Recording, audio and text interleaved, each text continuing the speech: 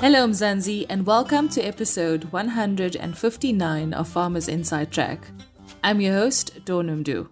Agnes Hove embodies her passion to empower and develop women agripreneurs and entrepreneurs in Mzansi. In today's episode, she talks about transitioning from the corporate world to finding joy in partnering with nature, and more about her work as Director of African Women in Agriculture. Agnes, you have an MSc in Strategic Management and a nursing diploma. How did you end up in agriculture? So between the MSc in Strategic Management and the nursing diploma, I did a basic degree. I did a business administrative degree. So that's when I got interested in business. And I had a teeny weeny vegetable garden. When I started farming the vegetables, just the joy of seeing stuff grow gave me such pleasure. And I thought, wow, this is something I'd like to do when I retire. And so it was always this long-term plan. And I always knew that I would like to farm at some stage in my life. So when the opportunity came to me probably 5 years ago, I actually jumped on it. I'm actually loving it.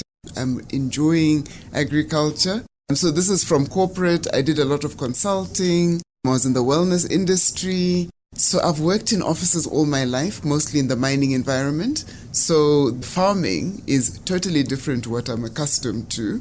But it's lovely because you spend your days outdoors on the farm, seeing things grow, watching things grow. I always say the joy of partnering with nature. So when there's good rains, it's always fabulous. But when there's no rain and things are dry, it's a different story. So that's how I ended up here. What has it been like? I have loved it. So I'm the kind of person, you throw me into a project and I will go in with both arms, both feet, the whole body, and get fully immersed in it. So when I came into agriculture, I realized that it wasn't an area of my expertise. As I said before, my area is strategy planning. But there is strategy in farming. It's totally different because now you're not talking about profitability. In farming, you're talking about seasonality, you're talking about markets, you're talking about demand and supply. It's different to planning a corporate organization. So it's been an amazing experience. I think it's tougher than corporate because you can't really plan. We don't define market prices. The market defines the prices. So you grow and the market tells you, right, you sell your lettuce for this price. And if you over-harvest and the market is oversupplied, your prices go down. So it's all about planning, strategizing, using your expertise to, I suppose, achieve a different goal. But part of what I really love with what I do is the developmental part. So we empower women. So it's not just us farming, but we teach women how to farm. And what's been interesting is the women who come to us to learn how to farm, from poultry farmers to essential oil manufacturers to somebody wanted to do Wagyu beef. Who would ever have thought a woman would want to do? It's across the board. So some basic vegetable farmers, and then you have those who want to do the bigger, more exotic farming endeavors. And we go all the way to agro-processing as well. So those who want to process, there was a lady who wanted to make teas. Another lady wanted to make food from dried vegetables. It's across the board. So that's, I think for me, that's what brings the challenge in, is working and empowering women. So we teach them how to run their own businesses. We take them through the basic steps of financial literacy, the foundational agriculture. We do everything organic. So we take them through the whole organics process, agroecology. Then we take them through the actual business principles, so the basic principles of agripreneurship. So that's agriculture and entrepreneurship. So sales and marketing, all the business steps that one needs. And we also do financial literacy. But the one thing that we found interesting about women is that we've needed to bring in a psychosocial component. So we bring in a psychologist every quarter to talk to the ladies, because what we found is a lot of the ladies are dealing with massive family challenges and they need somebody to talk to, somebody to help them navigate and walk through the journey. So the journey of being a business owner, managing your family, being a wife, a mother, a sister, a daughter, and I suppose balancing all roles and doing them effectively. Now, you're the director of the African Women in Agriculture, which is a non-profit company aimed at basically capacitating women in agribusiness. Where did the idea start for this initiative? And maybe you can tell me more about the people that work with you. Interestingly enough, all 5 of us were members of an organization called We Connect. It's a business women's networking organization, and the idea is to expose business women to corporates. So the bigger organizations that you're not able to get into, so they would allow us access into those.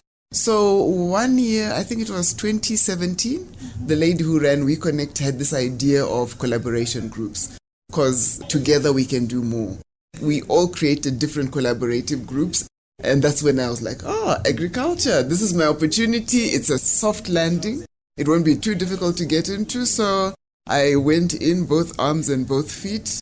We created this organization. So there was an IT group, there was a personal development group, then there was the agriculture group. I can't remember what the others were, but that's how it started.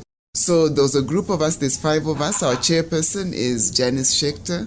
She's into platform building, so she builds online platforms. There's Sibongile Lecele. She's had a rooftop farm, so she's got experience. She also has a seed bank as well, so she brings that expertise to us, a very big organic grower.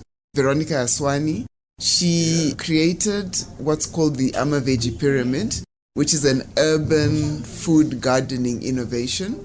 We also use that as part of our training. Bianca Clark, and then there's myself. So that makes 5 of us. We all came from totally different backgrounds, all of us passionate, firstly, about the development of women. So I think that's been the glue that's kept us together. That's been our purpose, our true north, to say we want to develop women, we want to empower them, we want to make them better. In the last 2.5 to 3 years, developed 140 women, and we keep moving forward. I think that's absolutely amazing. There's a great need for it. I mean, I'm talking to the woman at the Food from Mzansi farmers in Daba, and they highlight a lot of the challenges: accessibility, accessing finance, accessing land. These are all the challenges that they deal with. I mean, some of them are just outright saying, I can't work with government. There's always 20 hoops that you have to go through. Where do you think it's most acute in terms of the gender gaps and how it's very different for women entering the agricultural space compared to men, especially as a first-generation farmer? What is your advice? One of the biggest challenges is, I would say, access to land. Yeah.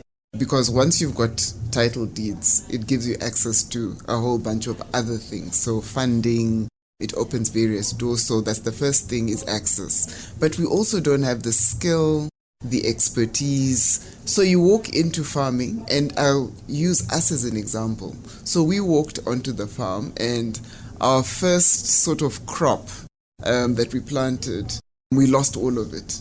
It was overrun by weeds. We grew rainbow maize, which I was really looking forward to eating, was eaten by the birds, but it was a learning experience. Access to expertise, somebody who sits there and walks the journey with you. So then when you do get to harvest, who do I sell it to? How do I get to the Joburg market? Joburg Fresh Produce Market is a daunting place. Yeah. So as a new farmer, you walk into this ginormous, I think there's 4 massive buildings, there's trucks going left, right, carrying produce. It's confusing. So for a new farmer, a lot of these things, it's a new experience for you. So you need somebody to help you navigate, to walk you through the journey of when you start growing, this is what you do with your produce. If your produce stays too long in the field, it actually turns into seed. So you then cannot sell it. So there's a whole bunch of things that farmers, the expertise that you need to understand as new farmers that nobody actually tells you. So that's what we're trying to do. We're using our experience, first of all, to develop the new farmers, to say to them, we will walk the journey with you. And those who want to go beyond the primary farming, so those who want to go into maybe logistics, we work with them to say, how do we assist them and support them to do that? Those who want to go into aggregation of produce, creating a pack house and starting to package other people's produce and selling it to other people. Those who want to go into the manufacturing space, the agro-processing, whether it's drying, dehydrating, whichever way they want to go. So we want to help the women go into and access those spaces that are, first of all, not traditionally female. So we work in, I suppose, in agriculture as the labor force, but not as the experts. So we go in and we're told exactly what to do, but we're not the decision makers. So we want the women to become the decision makers, where they decide what they want to grow, when they want to grow it, and what they want to invest in when they make their money. Thanks so much for joining us here once again on Farmers Inside Track. That's Agnes Hove, a director of African Women in Agriculture. This week's hashtag SoilSista Tandiswa Hopa worked in a development funding organization before she decided to quit and pursue a career in agriculture. She believes agriculture is wealth and saw her farm as a gold mine. I used to work for a development funding organization where we were responsible for assisting community development projects in accessing funding from the organization. As a child, we used to have a backyard garden at home. It was one of the chores that you have to work in the garden from a very young age. At 6 a.m. on non-schooling days, everyone needs to work in the garden. The work that I did for the funding organization, it sparked my interest because whenever I would visit the farmers from where they were operating, I would be so curious and want to know whether they can see the potential that what they are involved in is wealth. Agriculture is wealth. So I made a decision that when I resigned from my work, I would acquire a farm. Upon my resignation from that funding organization, we acquired a 44-hectare farm that has not been used for agricultural purposes for a very long time. When I saw the farm, I saw a gold mine because the farm is right on the river bend, such that during heavy rains, if you leave the homestead and go to the city, the river overflows and it makes it very difficult for you to cross the river. It's such a beautiful scene to watch. When we moved into the farm, I think early 2017, we started debushing it. And I knew that I wanted to have an agribusiness. A lot of activities that are happening on the farm. We have goats, we have sheep, we have pigs, we have broiler chickens and cattle. But now the focus for me is on broiler production and the vegetable production businesses. And currently, we've also planted cabbages, potatoes, red onions, spinach, and sugar beans. And we're also in the process of preparing some 9-hectare land for maize production. The local Department of Agriculture is really helping us. They're working with us and they're providing extension services. And I think also the membership that I have with AFASA, Association of African Farmers, is helping because that's where I get information on what is happening in the world of farming.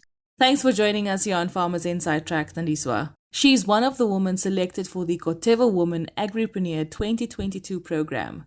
She's part of a year-long blended development program at the Gordon Institute of Business Science Entrepreneurship Development Academy. And that's a wrap from me, Donumdu, our producer Megan van der Vent, and the rest of the Food for Mzansi team. Have an absolutely amazing week. Bye for now. Life in South Africa can be a lot. I mean, scroll through Twitter for a minute and tell me I'm wrong.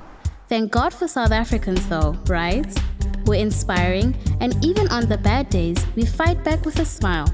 That's why I love Food for Mzansi so much.